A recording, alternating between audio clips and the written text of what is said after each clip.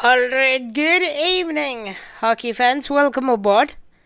My name is Anand, your Game Over Calgary host. Hope everybody can hear me. Hope everybody is having a great evening. I'm a little tired, it's been a long week. But we'll get through this. We'll chat about lots as Lil join us on the YouTube chat.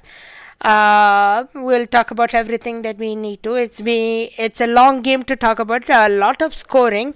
A total of 9 goals this game. Not in the favor of the Flames though, as the Flames lose this by a score of 6-3. We'll take a look at the scoring summary. We'll talk about some game notes, and we'll take a look at where the Flames now sit in the standings, because it could have been a huge impact. And for some of the fans, you would be happy with that, and some of the fans, if you're not on Team Rebuild or Team Tank, the result not in favor for you either.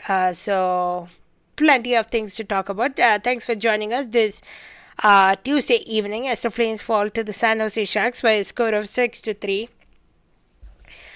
Just quickly reading of Lil's chats a bit here. I guess the hockey gods were officially on Team Tank tonight. Yes, they were, as the Flames lose this one, which could have been a huge margin. This game also proving why need a top pick like McKenna, even though Don Maloney said somebody like a Macklin Celebrini is just a fantasy player and there is nothing in real life. Maybe, hopefully, Don Maloney was that game. Of course, I know VP of, I believe, Hockey Canada was in the building as well, watching the game tonight. Hope now the hockey world realizes that you need a top pick and to rebuild properly. And the San Jose Sharks gets that done tonight. Thanks for joining me once again. Well, let's go through the scoring summary because it's going to be a long one. I'll get to it as soon as possible, and then we'll talk about something from the game. And to end it off, we'll talk about the big picture, who the Flames need. Of course, Flames need somebody sitting on to the left of me, Gavin McKenna, a top pick. So let's get this thing started. So the Sharks open the scoring, where from John Klimberg, assisted by Celebrini. What a pass from Celebrini to get John Klimberg on the board. And that was very early in the first period, like couple minutes in. And we thought, okay, this game will take a wrong direction, and it started to do so. When shortly after, the Sharks made it 2-0 thanks to a goal from Barclay Goodrow, assisted by Ostapachuk and Iorio. Hopefully, I pronounced those two names correctly. And what a shot from Barclay Goodrow, and that pass to get them 2-0. We thought that was going to be the end of the Flames. They're going to disappoint the Dads, but they did tonight indeed anyway. But not until they provided a short comeback. 2-1 San Jose Sharks, where the Flames score, and it was Blake Coleman from water shot, pass from Zari and Viger on the assist. Water shot from Blake Coleman gets the Flames on the board and trailing by a score of 2-1. The Flames, of course, we're down already. Much important goal from Blake Coleman, and got some spark back. The Flames then started to skate well after that shot from Blake Coleman. Shortly after, where Ryan Laumberg, believe it or not, got his first of the season. A long pass from Adam Klapka gives Laumberg his first goal of the season, and that became 2-2 tie. Okay, we thought the water has cooled down. Everybody is relaxed. The Flames are going to win. The Flames are going to play well. The Flames are going to win. That was the thought. But just before the end of the first period,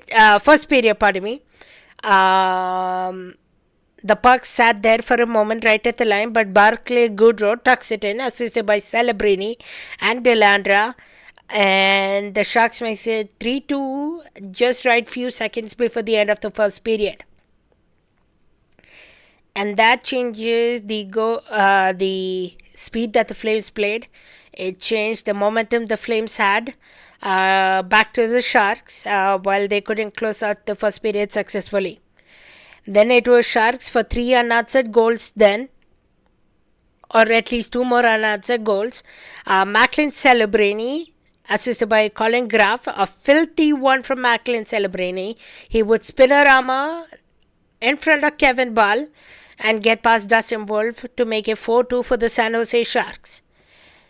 That, I tell you, is a great hockey IQ player, and that's a player we need on the Flames, whether it's a Gavin McKenna, whether it's a Evan Stenberg, whether it's a Keaton Verhoff. We need one of those players in the Flames, and I mean almost immediately. If you agree, let me know in the chat your thoughts on that. Please do as well. Like, share and subscribe. If you're just watching this video, bring all your friends as well. We would love to have you on the journey. But Macklin Celebrini gets, I believe, that would be his third point of the night from that goal.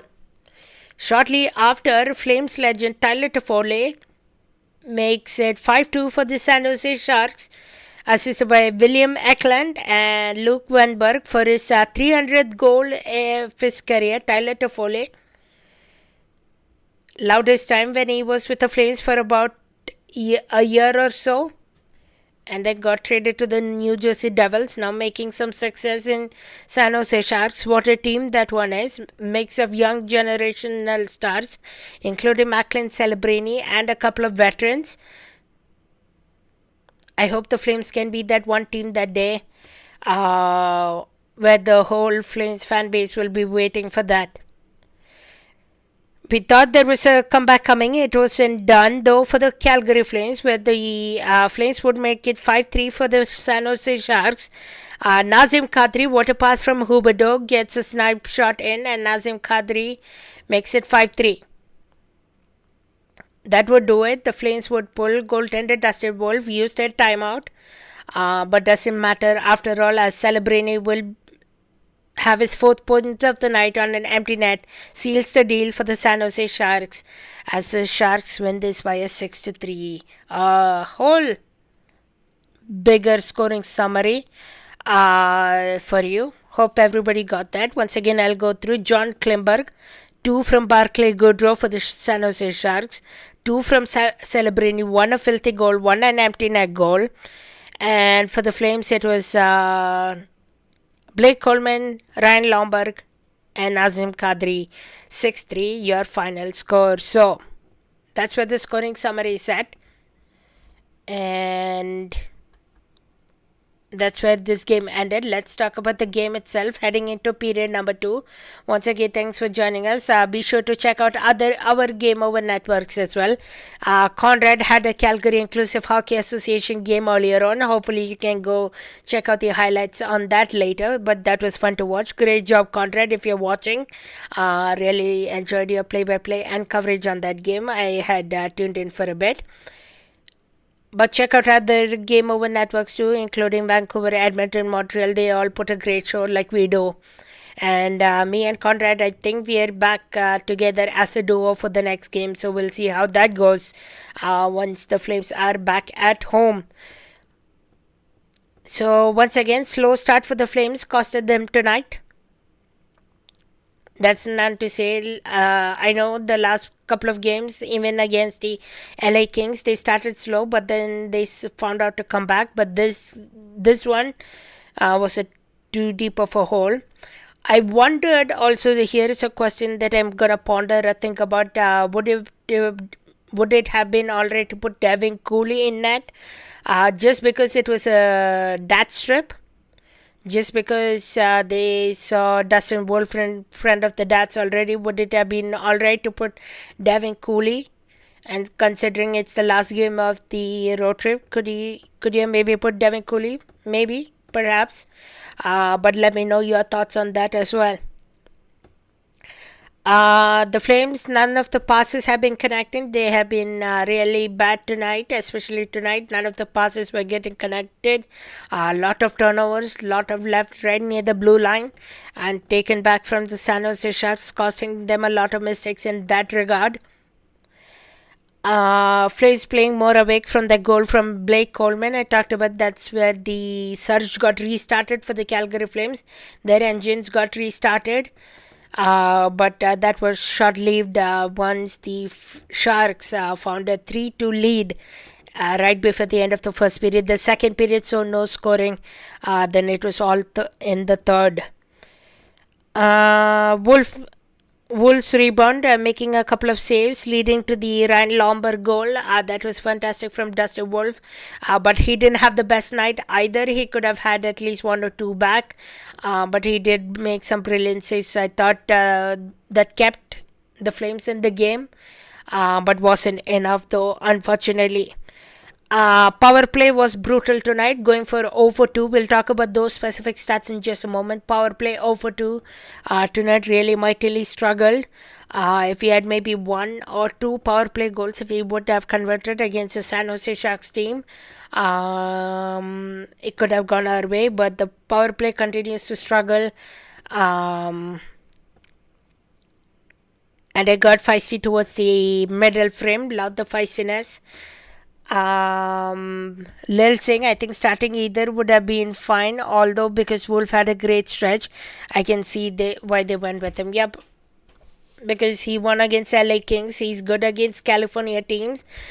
So yeah, I get why they went with Dustin Wolf.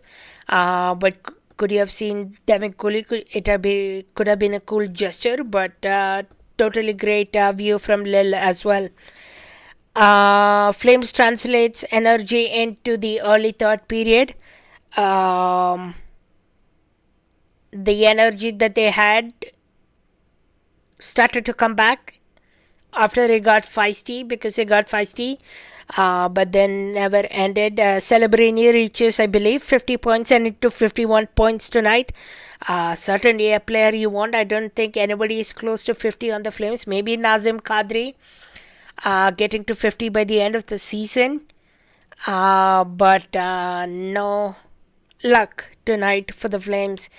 And like I said, I have circled it on my notepad. That is Macklin Celebrini or a first overall pick is something you want on the Flames. I'll tell you one quick background story about me towards the end, so stick around. Always fun when I get to share my own stories. Only fourth line was making anything happen today. That was the Ryan Lomberg, Adam Klapka line. They both were really great tonight, really energetic. The rest of the lines didn't drive at all. Maybe Nazim Kadri had a bit of a jump, but that's about it. Sharangovich did nothing. Mac Coronato was benched for only played like 10 minutes. He was benched for the rest of the game. Maybe you could have said Blake Coleman did something.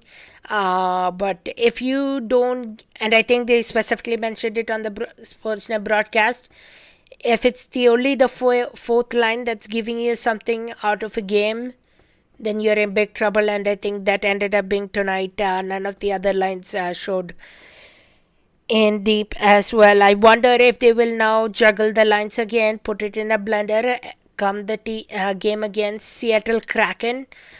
Just because Mac Coronato struggled. I don't know if he really struggled as the eye test would show, but he was benched. What do you do with a player like Yegor Sharangovich? He has died down again. Huberdeau made a really great pass, so I'll give him the benefit of the doubt.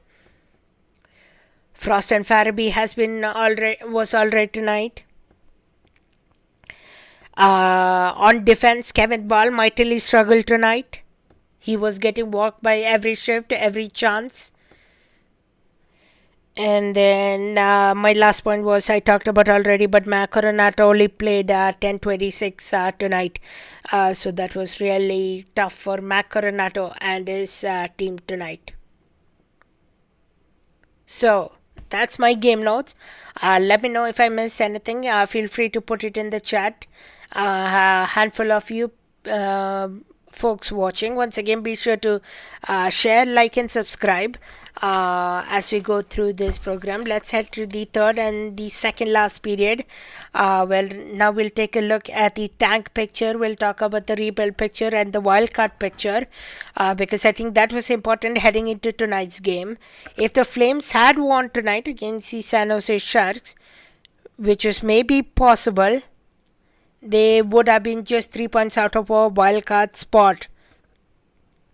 which you think from how they started the season, it would have been rather interesting. And that's how the tight the our division is. We'll take a look at the division shortly, but the Flames now stay at 31st. They are just 1 point ahead of the Vancouver Canucks. So get this, 1 point ahead of the Vancouver Canucks. Tied at 30 above is Nashville, Seattle Kraken.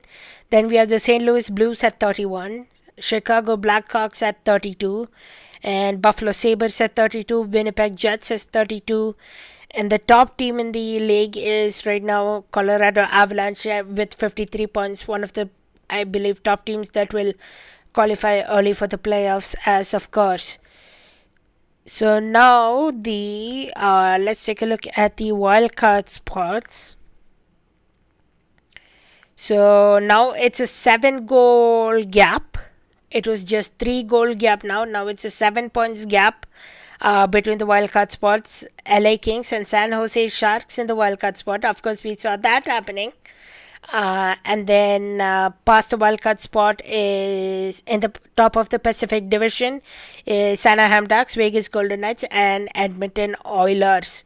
What a team Anaheim Ducks this season is. What a team San Jose Sharks the season is. And then the Flames sitting at the very bottom near 30.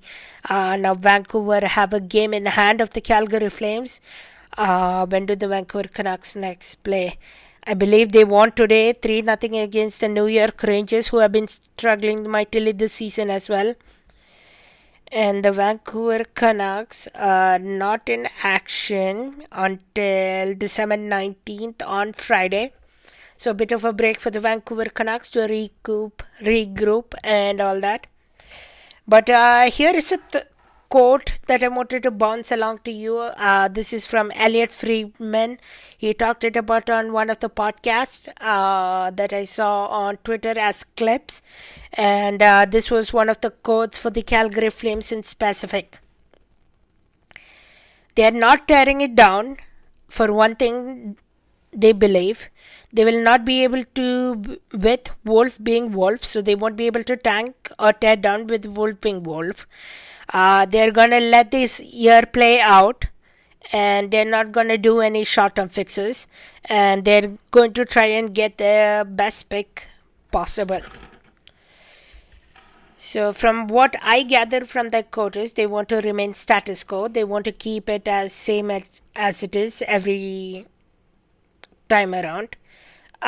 They had almost the same status quo roster this year from last season, and they missed the playoffs by a 1 point, but that was one high point by one of the teams that missed the playoffs at 96. So I don't know if the Flames will get to even 96 points closer to this season.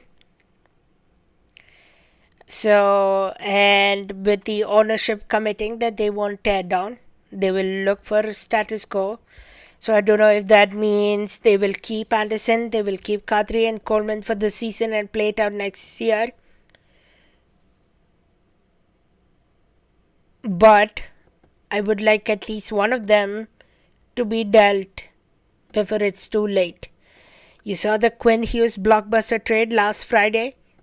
That's almost now coming up to week. Tomorrow is Wednesday already.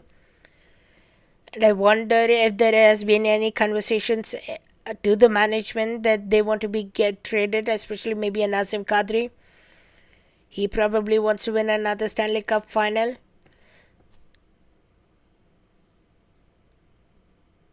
It's going to be tough to see what happens. But this quote that I just read out from Elliot Friedman is not giving me any promise at all. They want to remain status quo and let it how they played it and played it all year. I understand I maybe understand the reason of remaining status quo, and that's because they're just finding some chemistry. But the longer you wait, do you get a perfect deal? Do you get the same Anderson next year around to convince other GMs to trade for him? Is my only question. And with the Flames in need of such a dire high elite talent, Maybe like a Gavin McKenna, like I mentioned. Can't you strike now before it's too late? Is my only question. Lil is saying they'll have to trade Anderson at some point this season, especially after the Hughes trade, 100%. Don't know if you will get the same deal, but at least maybe you can fetch a first round pick.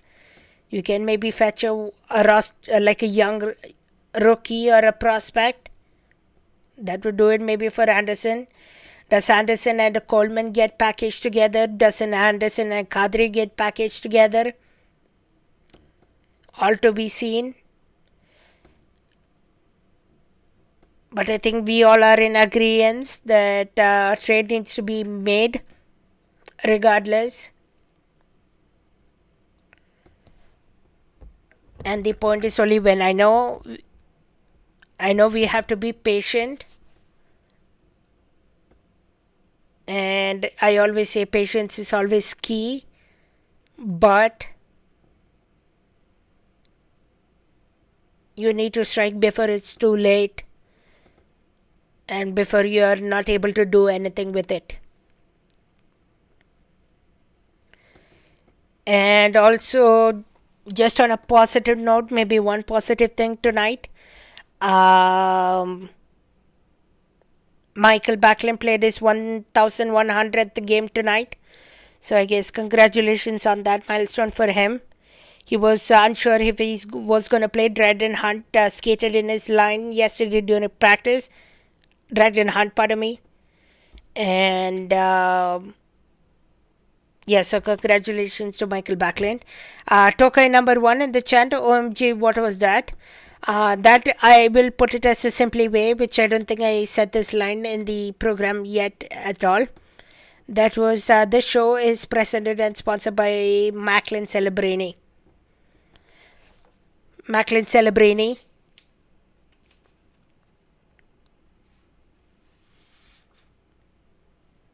Four points. Token number 1 saying, can we talk about McDavid and Draisaitl lightening up Skinner for 4 points each? We can certainly talk about that a slight bit. Draisaitl reaching 1,000 points in his NHL career. And Skinner was taken to a beating, if you want to say. I believe the Pittsburgh Penguins the Edmonton Oilers won it by 6-4. Skinner wasn't able to make the whole save. I didn't see the whole game though. I was preparing to get ready for this one, to watch this one. But looks like maybe tonight the Edmonton Oilers realized it was a good decision to trade for Stuart Skinner.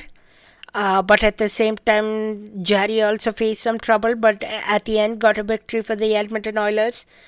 I was still confused though, because both of them didn't have painted masks for their respective teams. They still wore the opposite teams. So Stuart Skinner wore Edmonton Oilers helmet.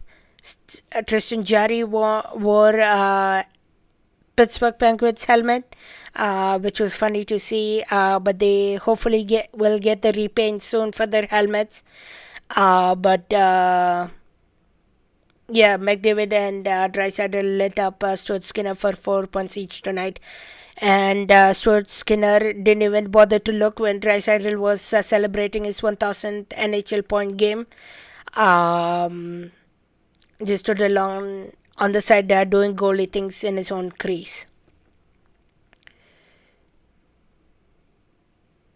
So that's my topic on that. Hopefully you're all right with those thoughts. Tokai number 1. Let me know if you wanted to know something more.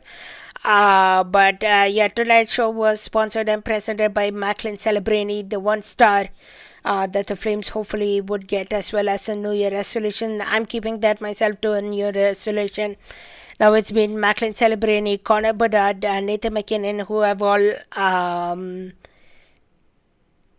taken the Flames into a lightning show. So hopefully we can strike one of those players in the coming up near future.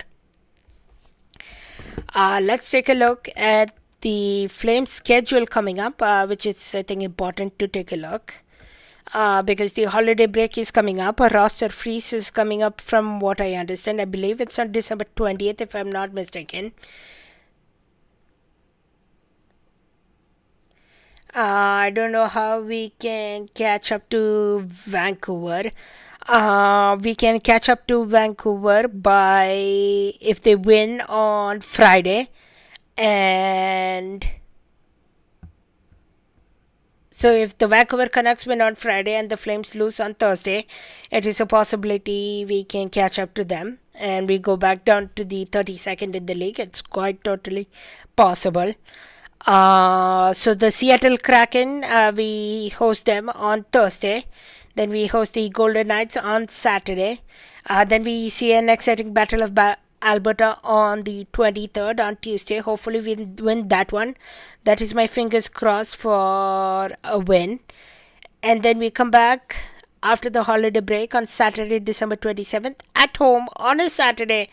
A hockey night in Canada. That's going to be an exciting one. Another Battle of Alberta. So if we can win those two games and then lose till the rest of the season until February, I would be fine with that, especially going down.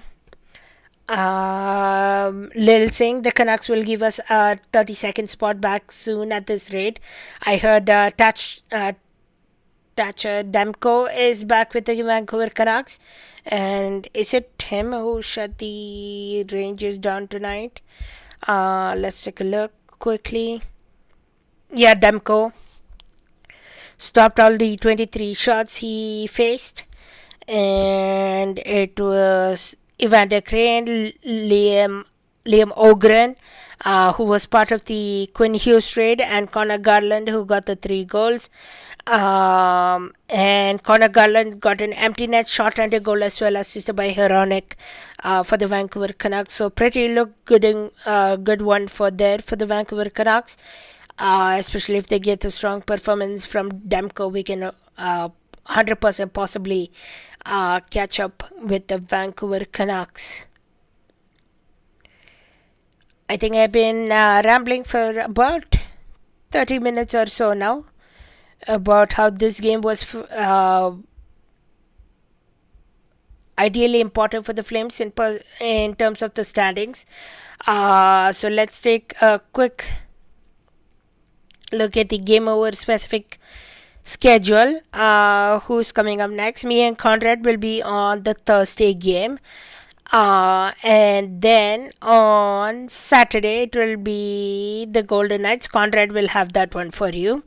And then on the Tuesday for the Battle of Alberta, me and Conrad will have that one for you because it's going to be an exciting one. We'll need all hands on deck for that one.